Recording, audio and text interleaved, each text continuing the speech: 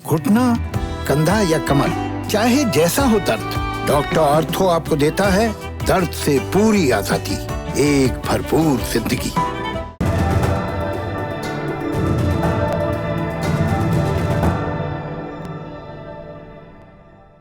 नमस्ते, मैं हूं प्रतीक्षा और आप देख रहे हैं दी लल्लन टॉप का इंटरनेशनल न्यूज बुलेटिन दुनियादारी। 10 नवंबर मीडिया के लिए त्योहार की तरह रहा। बिहार विधानसभा के चुनाव का नतीजा, यूएई में आईपीएल का फाइनल, इसके अलावा एक और वजह से 10 नवंबर का दिन इतिहास में अंकित होगा। 1.5 महीने से चल रहा एक युद्ध आज थम गया है। अजरबैजान और आर्मेनिया ने अब अपने टैंकों तोपों को ठंडा करने के लिए सहमति बना ली है, यानी सीजफायर के लिए दोनों देश राजी हो गए हैं। 27 सितंबर से अजरबैजान और आर्मेनिया की फौजों ने एक दूसरे पर बमबारी शुरू की थी। वजह वही थी जो अमूमन दुनिया के हर युद्ध में होती है, जमीन पर खिंची सरहदों की लकीरों से अपना फायदा लिखने की जिद। तो अजरबैजान और आर्मेनिया के बीच झगड़े की वजह नागोर्नो काराबाख नाम का इलाका है। यूएन के रिकॉर्ड के हिसाब से नागोर्नो काराबाख अजरबैजान का इलाका है, लेकिन यहाँ के आर्मेनियाई मूल के लोगों ने कोई 30 बरस पहले खुद को अजरबैजान से आजाद घोषित कर दिया था और ये आजादी आर्मेनिया के समर्थन से हासिल हुई थी। यानी नागोर्नो काराबाख एक तरह से आर्मेनिया के कब्जे में है और अजरबैजान ने तुर्की के उकसावे पर फिर से यह हिस्सा जीतने के लिए जंग छिड़ी थी। 1.5 महीने बाद अब ये जंग खत्म हुई है, तो इस युद्ध का हासिल क्या है, किसकी हार हुई और किसकी जीत? और अजरबैजान युद्ध रोकने को राजी नहीं था, तो अब रूस के राष्ट्रपति पुतिन ने कौन सा मंत्र मार दिया? सबसे पहले युद्ध में हुए नुकसान की बात करते हैं। इतिहास के हर युद्ध की तरह इस युद्ध में भी सबसे ज्यादा नुकसान मानव समुदाय और इंसानियत का हुआ है। युद्ध में दोनों तरफ से सैकड़ों लोगों की जान गई, हजारों लोग बेघर हो गए और रिहायशी इलाकों में जो गोला बारूद बरसाया गया उससे कई शहर बर्बाद हुए। जमीन के घाटे नुकसान की बात करें तो आर्मेनिया के कब्जे वाले कुछ इलाके अजरबैजान की फौज ने युद्ध में जीत लिए थे। वो इलाके अजरबैजान के पास ही रहेंगे, यानी स्टेटस को चेंज हो गया है और एक नई लाइन ऑफ कंट्रोल खिंच गई है। तो फिर सीजफायर पर सहमति किस आधार पर हुई? मोटी मोटी बिंदु आपको बता देते हैं। पहला पॉइंट, करार में यह तय हुआ है कि अजरबैजान ने 10 नवंबर से पहले तक जितने इलाकों पर कब्जा किया है वो अजरबैजान के पास ही रहेंगे। इसमें शूशा शहर भी शामिल है। इसके अलावा आर्मेनियाई मूल की फौज को कुछ और इलाके भी अगले कुछ दिनों में खाली करने होंगे, जिन पर अब अजरबैजान का कब्जा हो जाएगा। करार का दूसरा बिंदु, सभी युद्धबंदियों को रिहा किया जाएगा। इसके अलावा जितने लोग बेघर हुए हैं उन्हें भी दोबारा बसाया जाएगा। तीसरी बात, विवादित इलाके में अब रूस अपनी सेना तैनात करेगा। इसके लिए 1960 रूसी सैनिकों को भेजा गया है। रूस की सेना आर्मेनिया और अजरबैजान के बीच एक बफर की तरह काम करेगी ताकि आगे शांति बनी रहे। इसका ऐलान खुद रूस के राष्ट्रपति व्लादिमीर पुतिन ने किया है। जब युद्ध शुरू हुआ था तो अजरबैजान की ये मांग थी कि वो पूरा का पूरा नागोर्नो काराबाख इलाका वापस लेकर मानेगा और आर्मेनिया 1 इंच भी जमीन अजरबैजान को देने को तैयार नहीं था। इन दोनों ही बातों से कुछ कदम दूर युद्ध खत्म हुआ है, यानी अजरबैजान को पूरा नागोर्नो काराबाख तो नहीं मिला, लेकिन कुछ जमीन मिल गई है। तो क्या ये आर्मेनिया के लिए घाटे वाली डील है? ये सवाल पूछा हमने सीरियाई मूल के वरिष्ठ पत्रकार अवेल अव्वाद से। सुनिए। बिल्कुल, अगर आप मेरे हिसाब से करना, ये तो आर्मीनियन लॉस है, क्योंकि अभी तक मतलब ये तो स्टेटस को क्या मतलब होता है, जितना उनकी टेरिटरी कब्जा हो गया था वो रुकने के लिए सीजफायर हो गया, रूसिया एक तरफ और तुर्की एक तरफ। तो इसलिए it is not a win win, it is a win for Azerbaijan. अभी आर्मीनियन पार्लियामेंट को काफी उन्होंने मतलब ये नफरत हो गया उनके प्रधानमंत्री के ऊपर के कह रहे ये तो बिल्कुल आप जो डील साइन किया तो बिल्कुल ये सरेंडर हो गया। तो अभी तक टेंशन भी हो सकता है, शायद वो प्राइम मिनिस्टर भी रिजाइन कर सकते हैं और अजरबैजान बिल्कुल बहुत खुश हो गई, हमको बिल्कुल जीत हो गया था। मतलब कोई परमानेंट सोल्यूशन नहीं, क्योंकि कोई पार्टी ऑनरिंग दिस जो अग्रीमेंट ऑनर नहीं करते। तो इसलिए परमानेंट सोल्यूशन जब तक ये है, there is the status of Karabakh, ये निकोमोर काराबाख परमानेंट सोल्यूशन मिल रहा था दोनों देश में, मतलब डीमिलिटराइजेशन और मतलब वो चेंजिंग ऑफ डेमोग्राफी नहीं। लेकिन मेन ऑब्जेक्टिव ये तुर्की का है। तुर्की का मेन ऑब्जेक्टिव क्या होता है इस जगह में, जिस जगह में आपके लिए बताएंगे, एक मैप मेरे पास है, मैं आपके दिखा देंगे। इस मैप में इस पैराग्राफ अगर उनकी तुर्की के लिए मिल रहा था तो तुर्की के लिए कम से कम उसकी मतलब है 10 किलोमीटर स्ट्रेच चाहिए, उनकी एक्सटेंशन, नेचुरल एक्सटेंशन आ जाएगी। तुर्कमेनिस्तान, उज्बेकिस्तान, ताजिकिस्तान, ये सारा CIS कंट्री एक्सटेंशन आ रहे हैं। और तीसरी बात सबसे अहमियत है पाइपलाइन डिप्लोमेसी, पाइपलाइन कॉम्प्लेक्स। मतलब आजकल सिर्फ तेल की बात नहीं करना, जिस जगह तेल है और जिस जगह तेल भी है, जिस जगह पाइपलाइन भी जाते, उस पाइपलाइन भी बहुत है वहां पर। ये trans south north trans corridor भी है, वहां पर भी पास करने अजरबैजान इसी तरफ। और रशिया में बाकू में मतलब अजरबैजान तुर्की का पाइपलाइन भी जा रही है यूरोप के लिए, वहीं से भी जाएंगे।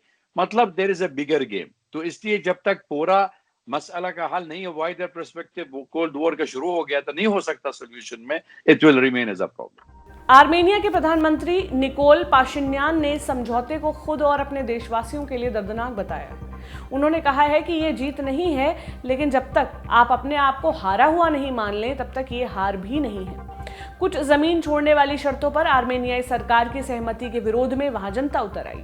सैकड़ों लोगों ने करार के विरोध में राजधानी येरेवान में प्रदर्शन किया। तो क्या इस युद्ध में आर्मेनिया की जनता खुद को हारा हुआ महसूस कर रही है?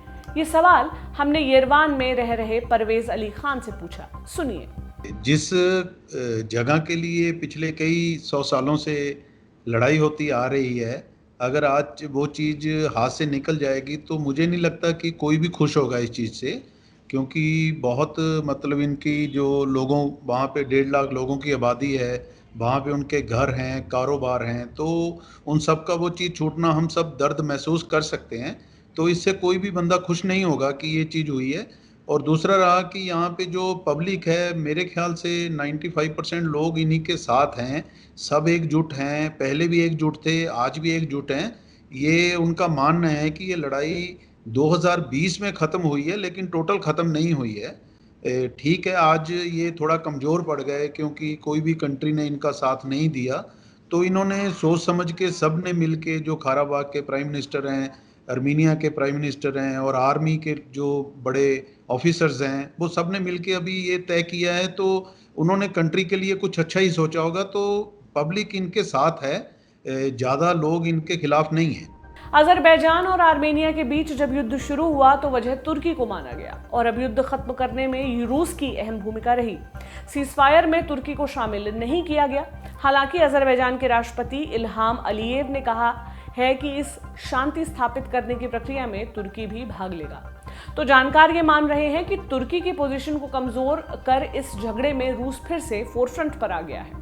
देख लो, बिल्कुल सही है, क्योंकि it is the backbone of Russia में। मतलब ये उनकी जगह है, सिक्योरिटी कंसर्न वो भी है। और दोनों को पहले तो अंडर द USSR, मतलब अजरबैजान और आर्मेनिया।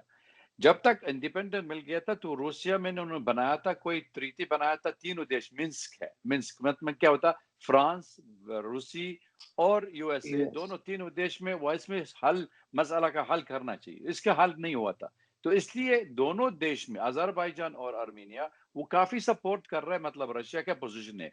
तो पहले ये तीनों मुल्क में, तीनों देश में काम करते, मतलब शांति करने के लिए। लेकिन एडिशनल तुर्की में आ गया था, तो इसलिए अभी तक तुर्की आ गया था तो ज्यादा सख्त हो गया और ज्यादा दर्द लगता है रूसिया, क्योंकि तुर्की में वो इस्लामिस्ट इंसेंटिव करते, मतलब ये वो प्रोवोकिंग इस्लामिक प्रॉब्लम हो रहा है। मतलब ये फंडामेंटलिस्ट शुरू हो रहा है to 9 province of minority Muslim in federal Russia, उधर लगता है रूसी। तो इसलिए उन्होंने कह रहे कोई कुछ ना कुछ कॉम्प्रोमाइज मिल रहा दोनों देश में, क्योंकि पब्लिकली अजरबैजान उन्होंने सपोर्ट नहीं करते, लेकिन सीक्रेटली सपोर्ट करे। दोनों आर्म थे बाय द रशियन। मतलब तुर्की में अजरबैजान सपोर्ट के ठीक है, लेकिन फिर भी रशिया सपोर्टिंग बोथ साइड। तो पब्लिकली अनाउंस नहीं कर रहा है, एक्सेप्ट फॉर आर्मेनिया, अजरबैजान के लिए सीक्रेटली सपोर्टिंग। तो इसलिए कोई ना कोई compromise, win win situation for Russia, क्योंकि रशिया के लिए उसकी ज्यादा फायदा हो गया था। शांति होना चाहिए, और सारा दुनिया मालूम हो गया आजकल सबको, जब तक यहाँ पर अफगानिस्तान में, सीरिया, इराक, लीबिया टेररिस्ट वाले के यूज कर रहे as a tool to achieve political objective. अभी सेम प्रोजेक्ट वहां पर तुर्की में अप्लाई करते हैं वहां पर, जब तक यहाँ पर मशीनरी ले गया था, सीरियन वाले लोग है, कोई और टेररिस्ट है सीरिया से ले गया था उनके साथ ही है, इसका क्या मतलब होता? These are terrorist cell. तो आजकल का जो स्मगलिंग हो जाएगी दूसरे देश में हो जाएगी, तो रूसिया बहुत कंसर्न हो गया, रशिया में उनकी कंसर्न हो रहा है। They wanted to make sure ये उनका बैकबोन है, सेफ रहेगा, शांति रहेगा, कोई टर्बुलेंस नहीं होना चाहिए रशिया के लिए। अब ये पूरा झगड़ा आपको समझाते हैं। आर्मेनिया ईसाई बहुल देश है और अजरबैजान मुस्लिम बहुल। 100 साल पहले यानी पहले विश्व युद्ध के वक्त ये पूरा इलाका एक ही देश था और ट्रांस कॉकेशियन फेडरेशन का हिस्सा था। 1918 में पहला विश्व युद्ध खत्म हुआ तो 3 देश बना दिए गए, आर्मेनिया, अजरबैजान और जॉर्जिया। अब एक तरफ वर्ल्ड वॉर खत्म हो रहा था और उधर रूस में बोल्शेविक क्रांति हो रही थी। 1920 के दशक में जोसेफ स्टालिन ने अजरबैजान और जॉर्जिया को भी सोवियत संघ यानी यूएसएसआर में शामिल कर लिया और दोनों देशों की नई सरहद खींची गई। बस झगड़ा यहीं से शुरू हुआ। दोनों देशों के बीच एक पहाड़ी इलाका है, नाम है नागोर्नो काराबाख। 4400 वर्ग किलोमीटर में फैला इलाका। परंपरागत रूप से यहाँ ईसाई धर्म मानने वाले आर्मेनियन मूल के लोग रहते हैं। कुछ तादाद में तुर्की मूल के मुस्लिम भी हैं। जोसेफ स्टालिन ने एक बदमाशी की, आर्मेनियाई मूल के लोगों के इलाके नागोर्नो काराबाख को मुस्लिम बहुल अजरबैजान के साथ मिला दिया। अब स्टालिन ने ऐसा क्यों किया, इसको लेकर 2 बातें हैं। एक मत तो यह है कि स्टालिन चाहता था कि छोटे देश आपसी झगड़े में उलझे रहें और यूएसएसआर की सत्ता को चुनौती न दें। दूसरा मत यह कि नागोर्नो काराबाख तुर्क मूल के अजरबैजान देश को देकर स्टालिन तुर्की को खुश करना चाहता था, ताकि तुर्की के यूएसएसआर में शामिल होने की संभावना बढ़े। वजह जो भी रही होगी, लेकिन यह बंटवारा करके स्टालिन ने एक झगड़े की मजबूत नींव रख दी। उसी वक्त आर्मेनिया ने विरोध शुरू कर दिया। आर्मेनिया का मानना था कि नागोर्नो काराबाख वाला इलाका उनकी सीमा में होना चाहिए था। तो 1923 में ही स्टालिन ने नागोर्नो काराबाख को ऑटोनॉमस यानी स्वायत्त इलाका बना दिया, लेकिन यह अजरबैजान की सीमा में ही रहा। यानी नागोर्नो काराबाख अजरबैजान का एक स्वायत्त इलाका बन गया, जिसमें 94% लोग आर्मेनियाई मूल के थे। स्वायत्त इलाका बनाने के बाद भी झगड़ा चलता रहा, लेकिन युद्ध तक नहीं पहुंचा, क्योंकि दोनों ही देश यूएसएसआर का हिस्सा थे। लेकिन जैसे जैसे यूएसएसआर कमजोर होता गया, आर्मेनिया और अजरबैजान का झगड़ा और बढ़ता गया। 1985 के बाद ये लगभग तय हो गया कि अब यूएसएसआर ज्यादा दिन नहीं चलेगा। तो 1988 में नागोर्नो काराबाख इलाके की विधानसभा ने एक प्रस्ताव पास किया। प्रस्ताव ये कि वो आर्मेनिया में मिलना चाहते हैं। इस बात से अजरबैजान को शौक लगा। उसे लगा कि आर्मेनिया ही नागोर्नो काराबाख में अलगाववाद भड़का रहा है, और ये बात भी सही भी थी। दूसरी बात ये थी कि नागोर्नो काराबाख के ईसाई एक मुस्लिम बहुल देश की हुकूमत में नहीं रहना चाहते थे। 1991 में सोवियत संघ के विघटित होते ही इस इलाके ने खुद को आज़ाद घोषित कर दिया। हालांकि दुनिया ने इस इलाके को आज़ाद नहीं माना और फिर 1992 में युद्ध शुरू हो गया। ये युद्ध 2 साल तक चलता रहा। 30,000 लोगों की इसमें मौत हुई थी। धार्मिक आधार पर लोगों का कत्लेआम हुआ। लाखों लोगों ने इलाका छोड़ दिया। बाद में रूस के दखल से दोनों देशों के बीच सुलह हुई, सीजफायर हो गया। और युद्धबंदी में तो ये होता है कि जिसके पास जो इलाका है वो उसके पास ही रहेगा।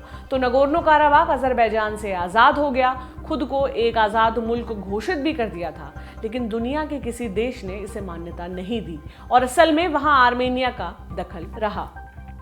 अब 1994 में तो मामला शांत हो गया, लेकिन अजरबैजान ने इस ख्वाहिश को दम तोड़ने नहीं दिया कि एक दिन दोबारा नागोर्नो काराबाख पर वो कब्जा करेंगे। आधिकारिक रूप से भी नागोर्नो काराबाख अजरबैजान का ही हिस्सा है।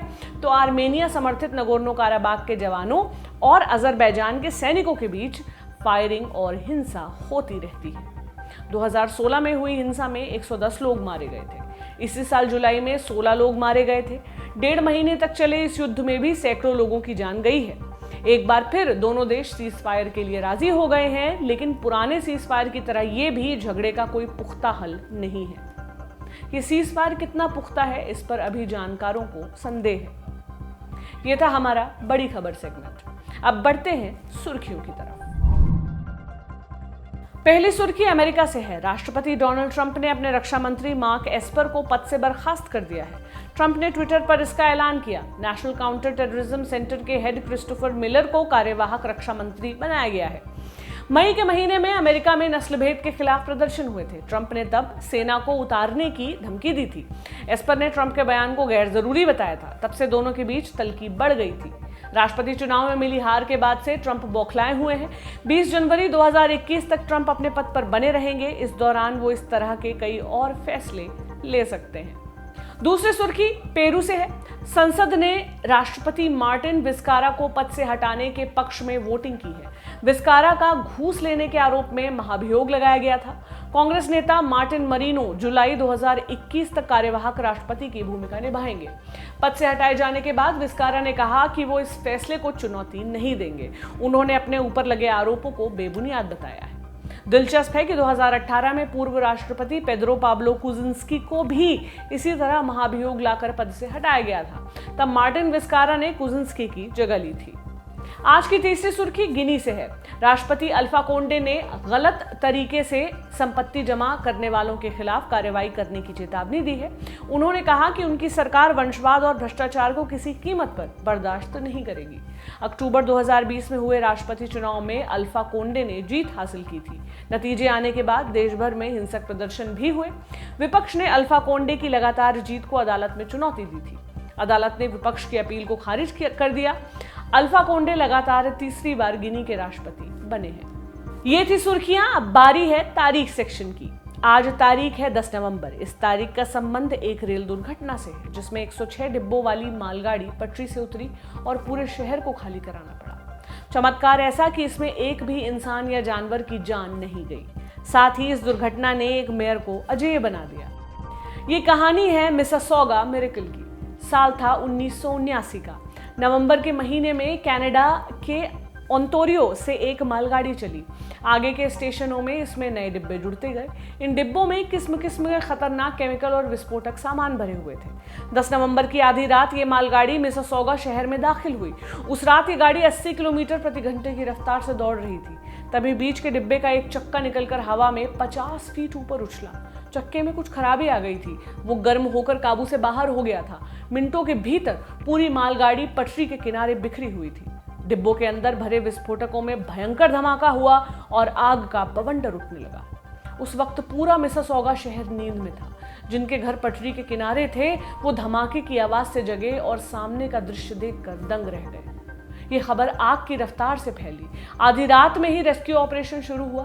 फायर फाइटर्स ने जान की बाजी लगाकर आग बुझाई, लेकिन लिक्विड क्लोरीन से भरा एक टैंक चिंता का कारण बना हुआ था।